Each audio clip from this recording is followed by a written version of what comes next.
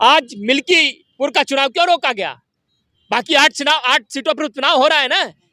कोई विधायक बनने के लिए पूरे के पूरे विधानसभा में आग लगा देना चाहता है, कोई सांसद बनने के लिए पूरे के पूरे लोकसभा को जला देना चाहता है, कोई मुख्यमंत्री के लिए पूरे के पूरे प्रदेश के सामाजिक सौहार्द के माहौल को खराब कर देना चाहता है, कोई प्रधानमंत्री बनने के लिए राज्यों को बांट देना चाहता है। तुम्हारी पुलिस, तुम्हारी कोई भी एंगल दे दो, लेकिन हकीकत तो यही है कि राम गोपाल मिश्रा की जान ले ली तुमने। आग लगाने वाले भी गरीब घरों के बच्चे और मरने वाले भी गरीब घरों के बच्चे, लेकिन आग लगवाने वाले, आग को खूब उस पे जो है घी छोड़ने वाले रात दिन, वो कौन है? नहीं, ये किसको काटने की बात कर रहे हैं? और आजकल तो कंपटीशन है, मोदी और योगी में कंपटीशन है। राष्ट्रव्यापी नारा बन गया है योगी आदित्यनाथ का। राष्ट्रीय स्वयंसेवक संघ की मजबूरी है, क्योंकि योगी आदित्यनाथ उस शाखा में ट्रेनिंग लिए हुए व्यक्ति नहीं है। हम ये नहीं कहेंगे कि जाकर के तुमको मस्जिद के सामने जो है नौटंकी और ड्रामा करना है। नमस्कार, आप देख रहे हैं फोरम 4। मैं हूं प्रभात। बहराइच हिंसा को लेकर के लगातार तनाव जारी है। जिस तरीके से उसके बाद आपने देखा कि सुप्रीम कोर्ट, हाई कोर्ट ने बुलडोजर एक्शन पर रोक लगाई, लेकिन उसके बाद भी जो निकल करके सामने आ रहा है कि हिंसा को लेकर के जो सवाल खड़े हो रहे हैं या रवैया जो है प्रशासन का उसको लेकर के जो खड़े हो रहे हैं तमाम सवाल, उन सवालों पर बात करेंगे। हमारे साथ हैं गोपाल तिवारी जी। कैसे देखते हैं बहराइच हिंसा को लेकर के, जिस तरीके से राम गोपाल मिश्रा, एक युवक की मौत हो जाती है और उस पर जो एक पक्ष पर आरोप लगता है, एक समुदाय विशेष पर आरोप लगता है कि उन्होंने सब कुछ कराया, लेकिन नाम जो निकल करके सामने आ रहे हैं या जो स्टिंग हुआ है उसमें वही चेहरा शामिल है जो हिंदू हैं और ब्राह्मण हैं, और आप भी एक ब्राह्मण हैं। कैसे देखते हैं इस पूरे मुद्दे को? देखिए, ये मामला जाति पाति पंथ मजहब से जुड़ा हुआ नहीं है। राम गोपाल मिश्रा की हत्या नहीं हुई है, राम गोपाल मिश्रा की हत्या करवाई गई। उसे नफरत की, हिंसा की उस आग में झोंका गया। अब सवाल ये उठता है कि उसको नफरत और हिंसा की आग में झोंकने वाले कौन थे, क्या चाहते थे, क्यों उन्होंने ऐसा किया, क्यों ज़बरदस्ती उन्होंने जो है एक अच्छा माहौल, एक अच्छा वातावरण था वहाँ पर, क्यों उस वातावरण में जहर घोलने की कोशिश की? सवाल सबसे बड़ा ये है। आप देखिए, उस समय जब हिंसा हुई तो छतों पर चढ़ने वाला, झंडे उतारने वाला, क्या कोई सलम मणि त्रिपाठी का बेटा था, किसी मंत्री का बेटा था, किसी नेता का बेटा था, किसी एडवोकेट IAS का बेटा था? नहीं, वो एक गरीब माँ का बेटा था। उस आग में जय श्री राम के नारे लगाने वाले, हम हिंदू बचाएंगे, हम भगवा लहराएंगे, कौन थे ये नारे लगाने वाले लोग? गरीब घरों के बच्चे थे। इन गरीब घरों के बच्चों को उकसाया गया, इनको भड़काया गया। बाद में जान किसकी गई? एक राम गोपाल मिश्रा। बाद में जब स्टिंग ऑपरेशन किया गया, आपके जैसे ही एक पत्रकार साथी ने जब ये पड़ताल की कि कौन है राम गोपाल मिश्रा, चलो चल करके पता करते हैं उसकी घर की स्थिति क्या है। आज मुझे नहीं लगता कोई भी गांव ऐसा होगा जहां पर कम से कम एक पक्की छत तो है लोगों के पास। राम गोपाल मिश्रा के घर के पास पक्की छत तो छोड़ो, कच्ची दीवारें भी नहीं है, घास फूस की टाट पड़ी हुई है। इस तरीके के लड़के को आपने जो है भड़का करके हिंसा की आग में झोंक करके उसकी जान ले ली, सिर्फ आपका मंसूबा कामयाब हो ताकि हिंदू मुसलमान किया जा सके। यही कारण था। सवाल तो सलम मणि त्रिपाठी 2017 तक पत्रकार होते थे। जब पत्रकारिता पर कोई कुठाराघात होता था, कोई सवाल खड़ा होता था, तब ये हाथ जोड़ करके जो है रोते थे, तब ये लड़ने की बातें करते थे, तब ये क्रांतिकारी बातें करते थे। और जब भारतीय जनता पार्टी के खेमे में आए और उनके उसी चुंगल में जब फंस करके जब वो विधायक बन गए, नेता बन गए, प्रवक्ता बन गए, आज वो दिन रात जहर घोलने की कोशिश कर रहे हैं। बहराइच पुलिस ने इन्वेस्टिगेशन की, जिस तरीके की अफवाहें फैलाई गई कि नाखून उखाड़े गए, इतनी गोलियां लग गई और ये हुआ वो हुआ, बहराइच पुलिस ने ही इन्वेस्टिगेशन की। उसने कहा कि ऐसा कुछ भी नहीं हुआ। हाँ, गोली लगने से राम गोपाल मिश्रा की मौत हुई।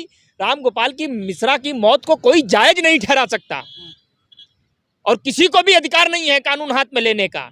लेकिन सबसे बड़ा सवाल यह है कि राम गोपाल मिश्रा जैसे अनेक राम गोपाल को हिंसा में आगे झोंकने के लिए भड़काता कौन है? ये तैयार माहौल कौन करता है? सबसे बड़ा सवाल ये है। आज सुप्रीम कोर्ट ने रोक लगाई, हाई कोर्ट ने रोक लगाई कि आप बुलडोजर नहीं चला सकते। क्यों रोक लगाई? मालूम है, क्योंकि वो पैटर्न समझ रही है। आप गरीब घरों के बच्चों को उसमें भेज देते हो, उनकी जानें चली जाती हैं, और अपनी वाहवाही लूटने के लिए, हिंदू जनमानस में ये मैसेज देने के लिए, देखो हम तुम्हारे साथ खड़े हैं, तुम किसी जो है गरीब घर के बच्चे को ही टारगेट करके उसमें पकड़ोगे, उसके घर को तोड़ दोगे और एक मैसेज दोगे कि देखो हमने कार्रवाई कर दी। ऐसा नहीं चलेगा। तो ये जो पूरा का पूरा मामला है, ये पूरा मामला सुनियोजित है। ये कोई संयोग नहीं था, ये एक प्रयोग था, और उस प्रयोग को योगी आदित्यनाथ और उनकी पूरी सेना लगातार कर रही है। और आजकल तो कंपटीशन है, मोदी और योगी में कंपटीशन है। राष्ट्रव्यापी नारा बन गया है योगी आदित्यनाथ का, बटोगे नहीं तो कटोगे नहीं। अब कंपटीशन मोदी और योगी में है। अब नरेंद्र मोदी प्रधानमंत्री हैं इस देश के। वैसे मैं उम्मीद नहीं करता हूं कि वैसा कभी कहेंगे, लेकिन कोई बड़ी बात नहीं है, वो कह सकते हैं। लेकिन आरएसएस ने मुहर लगा दी इस बयान पर योगी के कि बटोगे तो कटोगे। आरएसएस ने कहा कि इसको हमें उसमें लाना चाहिए, पूरे जीवन में लाना चाहिए इसको। सबसे बड़ी बात यह है कि बटोगे नहीं, ये बात तो मुझे समझ में आई, आपको भी आई होगी, इनको भी आई होगी। कटोगे नहीं, ये किसको काटने की बात कर रहे हैं? हिंदुस्तान में कौन है ऐसे लोग जिनको आप काटना चाहते हैं? बटोगे तो कटोगे। बटोगे, चलो ठीक है, हम नहीं बटेंगे, ये बात हमें समझ में आ गई। लेकिन काटने की बात कर रहे हो, किसे काटना चाहते हो आप? हम नहीं जानते हैं ये बात, आप नहीं जानते हो ये बात, ये नहीं जानते हैं ये बात। आप सिर्फ राजनीति के लिए, आप सिर्फ वोट पाने के लिए, सत्ता बचाए रखने के लिए आप सामाजिक सौहार्द को आग लगा देंगे। तो सवाल तो यही है कि आरएसएस इस तरीके के बयान को समर्थन दे रहा है अभी आजकल में। उसकी मजबूरी है, राष्ट्रीय स्वयंसेवक संघ की मजबूरी है, क्योंकि योगी आदित्यनाथ उस शाखा में ट्रेनिंग लिए हुए व्यक्ति नहीं है।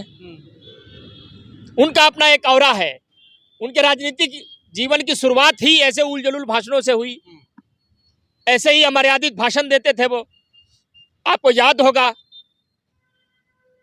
फिर वो सांसद बने, दूसरी बार सांसद बने, तीसरी बार सांसद बने, संयोग से वो मुख्यमंत्री बने। अब मुख्यमंत्री बने हो तो मुख्यमंत्री आप उत्तर प्रदेश के हो, जाति विशेष के नहीं हो, इसलिए आपको थोड़ा सा अपने वक्तव्य में चेंज करना पड़ा। लेकिन सवाल ये है, हिंदुस्तान क्या है, हिंदू राष्ट्र क्या है? हिंदू ही हिंदू राष्ट्र नहीं है, इस्लाम ही और मुसलमान ही हिंदू राष्ट्र नहीं है, सिख ईसाई हिंदू राष्ट्र नहीं है। हिंदू, मुस्लिम, सिख, ईसाई, जैन, पारसी, बौद्ध धर्म, ये सब मिलकर के हिंदू राष्ट्र बनाते हैं।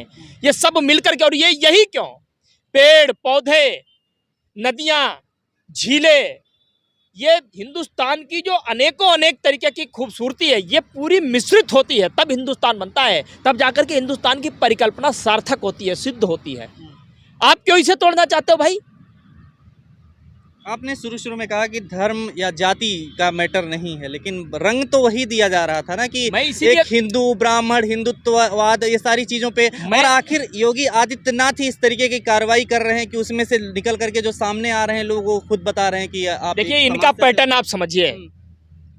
आज बीते कई दिनों से इनके बड़े मंत्री सरकार के गिरिराज सिंह एक यात्रा निकाल रहे हैं। सरेआम यात्रा में किस तरीके के जहर घोलने की बात कर रहे हैं, वो किसी से छिपा नहीं। क्यों कर रहे हैं वो ऐसा? आज तक तो कोई यात्रा नहीं किया आपने। और अगर मैं कभी, मान लीजिए मैं अगर यात्रा निकालूंगा ना, मैं सनातन धर्म की यात्रा निकालूंगा, मैं हिंदू धर्म की यात्रा निकालूंगा, तो मैं यात्रा में क्या समझाऊंगा, क्या कहूंगा? मेरे भाषण जो होंगे, मैं समझाऊंगा अपने धर्म के लोगों को कि आप जो है रामचरितमानस का पाठ कीजिए, आप गीता पढ़िए, आप उपनिषद पढ़िए, अपने बच्चों को पढ़ाइए। आप ये जो मॉडर्न शिक्षा उन्हें दिला रहे हैं, ये भी दिलाइए, लेकिन उसके साथ साथ में संस्कारी शिक्षा जो गीता पढ़ करके सीखी जा सकती है, रामायण पढ़ करके सीखी जा सकती है, महाभारत पढ़ करके सीखी जा सकती है, आप उसे वो भी पढ़ाइए। हम अपने समाज को सशक्त बनाएंगे, मजबूत बनाएंगे, वैचारिक तरीके से, शास्त्रीय तरीके से उसको मजबूत बनाएंगे। हम ये नहीं कहेंगे कि जा करके तुमको मस्जिद के सामने जो है नौटंकी और ड्रामा करना है, जा करके तुमको गिरजाघर के सामने नौटंकी और ड्रामा करना है, जाकर के तुमको गुरुद्वारे के सामने नौटंकी और ड्रामा करना, ये तो नहीं सिखाएंगे। कम से कम ये जो सिखा रहे हैं, ये लोग सनातन के हितैषी नहीं हो सकते, ये धर्म के हितैषी नहीं हो सकते, ये सिर्फ सत्ता के लोभी हैं, ये सिर्फ मुख्यमंत्री प्रधानमंत्री कुर्सी के तैसी हैं। कोई विधायक बनने के लिए पूरे के पूरे विधानसभा में आग लगा देना चाहता है, कोई सांसद बनने के लिए पूरे के पूरे लोकसभा को जला देना चाहता है, कोई मुख्यमंत्री के लिए पूरे के पूरे प्रदेश के सामाजिक सौहार्द के माहौल को खराब कर देना चाहता है, कोई प्रधानमंत्री बनने के लिए राज्यों को बांट देना चाहता है। इस कदर उसमें जहर भर देना चाहता है कि सदियों तक ये देश उसे उभर नहीं पाए। क्यों? क्या इससे चुनाव का कोई संबंध है? बिल्कुल चुनाव का संबंध है। क्यों नहीं चुनाव का संबंध है? जिस तरीके से लोकसभा में इन्हें मुंह की खानी पड़ी, आज मिल्कीपुर का चुनाव क्यों रोका गया? बाकी 8 सीटों पर चुनाव हो रहा है ना, एक सीट का रोक दिया गया। क्यों? क्योंकि वहां जो हार हुई है आपकी अयोध्या में, उसको आप भूले नहीं हो अभी, और दोबारा फिर हार होने वाली है वहां, इसलिए आपने जबरदस्ती उस पर रोक लगा दी चुनाव पे। नहीं, बहराइच से क्या लेना देना इसका? बिल्कुल क्यों नहीं लेना देना है, वो भी उसी से जुड़ा हुआ है। आसपास के एरिया, बहराइच हो गया, गोंडा हो गया, ये सब उसी से जुड़े हुए हैं मामले। अब जब प्रशासन पे इतने सवाल खड़े हो गए हैं, एनकाउंटर को लेकर के भी सवाल उठा रहे थे लोग, और जो बुलडोजर पे खुद कोर्ट ने इस तरीके से सवाल कर दिए हैं, तो और जो सच्चाई सामने आ रही, स्टिंग हुआ, तमाम चीज़ें, पथरावबाजी, ये सारी चीज़ें, विधायक ने जो मुकदमा दर्ज कराया, इन सब चीज़ों के बाद आप कैसे देख रहे हैं इसको? सच है क्या? असल में क्या निकल के आ रहा है? उस पर कितनी कार्रवाई कर पाएगी सरकार? सच सिर्फ एक है कि भारतीय जनता पार्टी, आरएसएस ऐसे तमाम दंगों को, ऐसी तमाम हिंसा को, ऐसी तमाम नफरत को जानबूझ करके भड़काती है। और सत्य सिर्फ एक है, ये देश की जनता को देखना चाहिए आंखें खोलकर। तमाम इनकी हिंसा, तमाम इनके द्वारा भड़काए गए दंगे, इनके द्वारा लगाई गई आग, आज से नहीं, बीते 10 सालों से उठा करके आप देख लो, उसमें 99.9% मरने वाले लोग मंत्री के बेटे नहीं हैं, मुख्यमंत्री प्रधानमंत्री के घर के लोग नहीं हैं, नेता विधायक सांसद के घर के लोग नहीं हैं, आईएएस एडवोकेट वकीलों के घर के नहीं हैं, निहायती गरीब परिवार के बच्चे हैं। वो चाहे राम गोपाल मिश्रा हो, चाहे वो चंदन हो, या फिर कोई और, सब गरीब घरों के बच्चे हैं। आग लगाने वाले भी गरीब घरों के बच्चे और मरने वाले भी गरीब घरों के बच्चे। लेकिन आग लगवाने वाले, आग को खूब उस पर जो है घी छोड़ने वाले रात दिन, वो कौन है? वो मुख्यमंत्री हैं, वो मंत्री हैं, वो सांसद हैं, वो विधायक हैं, वो गरीब घर के बेटे नहीं हैं। इन लोगों के बच्चे जाएंगे अमेरिका पढ़ने के लिए, जो दिन रात जो है धर्म को बचाने की बात करते हैं, उनके बच्चे पढ़ रहे हैं ऑक्सफोर्ड, कैलिफोर्निया, समझो आप, हार्वर्ड में पढ़ रहे हैं, जो धर्म बचाने की बात करते हैं।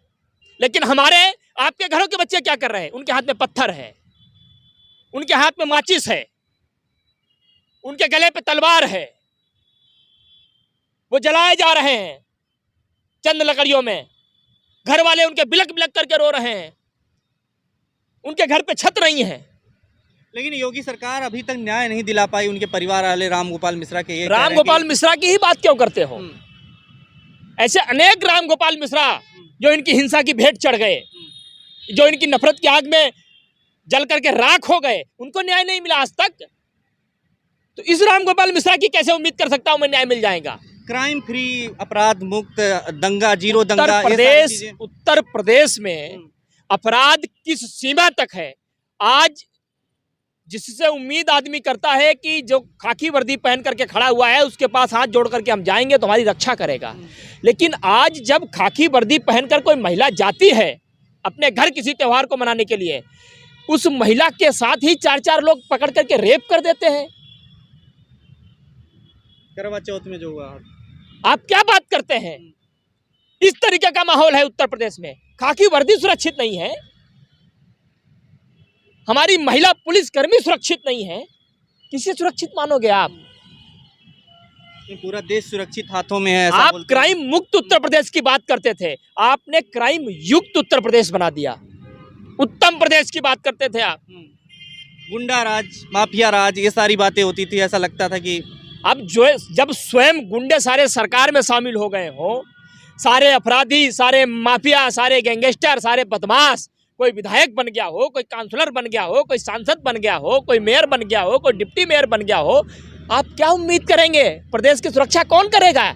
इन लोगों से उम्मीद करेंगे कि आपकी बहन बेटियां सुरक्षित रहेंगी, इन लोगों से उम्मीद करेंगे कि आपके घर के बच्चे सुरक्षित रहेंगे, इन लोगों से उम्मीद करेंगे कि शिक्षा की बात कर सकते हैं, आप इन लोगों से उम्मीद करेंगे कि स्वास्थ्य सुरक्षा की बात कर सकते हैं? नहीं, उत्तर प्रदेश की सुरक्षा, देश की सुरक्षा यदि आपको करनी है ना, तो कम से कम अपनी आंखें खोलकर आपको हकीकत देखनी होगी। वो कौन लोग हैं जो धर्म के नाम पर एक छलावा रचते हैं, मायाजाल रचते हैं, और उस मायाजाल में हमारे और तुम्हारे घर के बच्चे फंसकर आवेश में आते हैं, भावनात्मक रूप में आकर के जो है हिंसा, जलती हुई हिंसा, भड़कती हुई नफरत में जो है, या आस्था के विषय में आते हैं। वो समझते हैं कि मेरी आस्था है, जय श्री राम का नारा। मैं वही बता रहा हूँ, और क्या कह रहा हूँ मैं। वही धर्म के नाम पर, अब जब धर्म की बात होती है तो हमारी तुम्हारी आस्था जो है, ऐसा लगता है कि नहीं, हमारी आस्था की बात हमें खड़ा होना चाहिए। लेकिन समझने की बात यह है, तो क्या यात्राएं रोक देनी चाहिए? इस तरीके की यात्राएं क्यों रोक देनी चाहिए? पुलिस प्रशासन कहाँ था वहाँ? जितनी भी यात्राएं होती हैं, जितने भी प्रदर्शन होते हैं, जिम्मेदारी उस यात्रा को सफल रूप देने की किसकी है? प्रदर्शन को सफल रूप देने की किसकी? प्रशासन की है। वहाँ प्रशासन खड़ा है, तमाम वीडियो वायरल हो रहे हैं, प्रशासन के हाथ में गन है आंसू गैस के गोले छोड़ने की, लेकिन वो दगा नहीं रही है, इंतजार कर रही है। 2 घंटे तक पुलिस को हटा दिया गया, क्यों? कि पूरी तरीके से हिंसा भड़क जाने दो, राम गोपाल मिश्रा को मर जाने दो, उसके बाद आएंगे हम। नहीं, यूपी एटीएस तो अब दूसरे एंगल पर जांच कर रही है, मदरसा, विदेशी फंडिंग और तमाम चीजों पर। देखिए, अब पूरे मामले को गुमराह करने के लिए कितने भी एंगल दे दो, सरकार तुम्हारी, मुख्यमंत्री तुम्हारा, केंद्र में सरकार तुम्हारी, पुलिस तुम्हारी, कोई भी एंगल दे दो, लेकिन हकीकत तो यही है कि राम गोपाल मिश्रा की जान ले ली तुमने, और अनेक ऐसे राम गोपाल मिश्रा की जान लेने के लिए तुम तैयार हो। कहा जा रहा है कि तहसीलदार ने अगर अपनी जीप दे दी होती तो राम गोपाल मिश्रा की मौत ही नहीं होती। मैं फिर कह रहा हूं आपको, आपके इस चैनल पे कह रहा हूं, ये सिर्फ एक राम गोपाल मिश्रा की बात नहीं है। ऐसे अनेक राम गोपाल मिश्रा भारतीय जनता पार्टी और आरएसएस की नफरत की भेंट चढ़ चुके हैं, इनकी हिंसा की आग में जल करके खाक हो चुके हैं, और ऐसे अनेक राम गोपाल मिश्रा को नफरत और हिंसा की आग में झुलसाने के लिए, जलाने के लिए ये लोग तैयार हैं। हमें और आपको समझना चाहिए, हम और आप नहीं समझेंगे, हमारे और आपके घरों के बच्चे निकलकर ऐसे ही आग में जलते रहेंगे, ऐसे ही हिंसा का शिकार होते रहेंगे, किसी की गर्दन कटेगी, किसी को गोली लगेगी, और इनके बच्चे कैलिफोर्निया में पढ़ेंगे, हार्वर्ड पे पढ़ेंगे, अमेरिका जाएंगे, लंदन जाएंगे, नेता बनेंगे, मंत्री बनेंगे, विधायक बनेंगे, और हमारे तुम्हारे घर में सिर्फ आंसू, मातम, इसके अलावा और कुछ नहीं होगा। दूसरा सवाल ये है, एक अंतिम सवाल यही है कि राहुल गांधी जिस तरीके से चुनावों में अपनी सफलता का परचम नहीं लहरा पा रहे हैं, ये एक निकल करके सामने जो आ रही, चाहे हाल के चुनाव में देख लें, इसको देखते हुए राहुल गांधी जिस तरीके की चीज़ें कर रहे हैं, चाहे सैलून में जाना या कहीं पर जाना, क्या इससे जो है राजनीति में सुधार होगी, या ये जो दंगे होते हैं इन चीज़ों में कुछ बदलाव आएगा? जिस तरीके से वो नारा देते हैं, डरो मत, या तमाम चीज़ें, या विपक्ष को खुल करके इन सब चीज़ों को, मुद्दों को समर्थन देना? देखिए, राहुल गांधी राजनीति जीतने और हारने के लिए नहीं कर रहे हैं, वो राजनीति इस देश के मूलभूत मुद्दे, शिक्षा, स्वास्थ्य, महंगाई, बेरोजगारी, निचले स्तर पर बैठे हुए व्यक्ति की क्या समस्या है, उसके पास जा रहे हैं, वो समझ रहे हैं उसकी बात को, और उसका निराकरण कैसे किया जा सकता है भविष्य में, 5 साल बाद, 10 साल बाद कैसे किया जा सकता है, उसको वो समझ रहे हैं। और जितनी उनके सामर्थ्य है, बगैर किसी उस पर रहते हुए, सरकार में नहीं है वो, हमारी पार्टी सरकार में नहीं है, उसके बावजूद वो जितनी मदद हो सकती है उतनी मदद करने की कोशिश कर रहे हैं, और उनको हिम्मत बढ़ाने की कोशिश कर रहे हैं, और उनको बता रहे हैं कि यह देश तुम्हारा है। जितना योगदान एक उद्योगपति का इस देश में है, उतना ही योगदान एक मोची का है, उतना ही योगदान एक नाई का है, उतना ही योगदान एक रेडी पटरी लगाने वाले का है। ये बात वो समझाने की कोशिश कर रहे हैं।